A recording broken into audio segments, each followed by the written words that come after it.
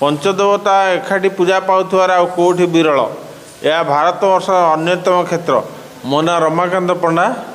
समस्ते मत झुलियाना झुलियाना ओडी लखती। ये पीठ हूँ महाविनायक पीठ। विनायक कहले गणेश को बुझाए, किंतु एठारे गणेश सहित अलग चारि मूर्ति पूजा पाउछन्ति। से शिव, पार्वती, सूर्य, नारायण एवं गणेश मध्य। एठारे सकाळे नीति हुए।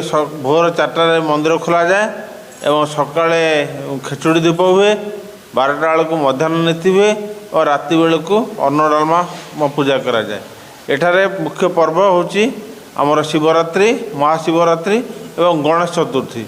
अलग दिन मानकर मध्य सोमवार मकर संक्रांति भिड़ हुए। एठारे ठाकुरंकर महिमा कहले यार 5 जन जाक एकाठी पूजा पाउथवारु तांकर मंत्र बा स्रोत होची गणे नारायण रुद्रे अंबिक भास्कर तथा भिन्ना भिन्न नकर्ता एवं पंचदेव नमस्तुते। पंचदेवता एकाठी पूजा पाउथवार आ कोठी विरल। यह भारतवर्ष अन्यतम क्षेत्र जोटिके 5 ठाकुर एकाठी पूजा पाउछन्ति। शिव गणेशंकर गोटे थाली अन्न, आउ शिव नारायणंकर गोटे थाली, गणेश आउ सूर्यंकर गोटे थाली एवं आउ गोटे थाली माँ पार्वती पूजा पाती। एठारे आउ खेचुड़ी दीप सकाळे गोटे थाली समस्ते एवं राति गोटे थाली समस्ते पूजा पाती। एठारे भक्त मानकर मनोवांछा पूर्ण करा जाए।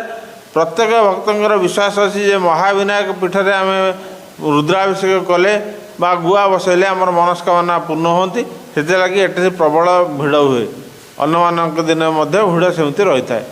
विशेषतः सोमवार एवं चतुर्थी तिथि लोक अधिक होती।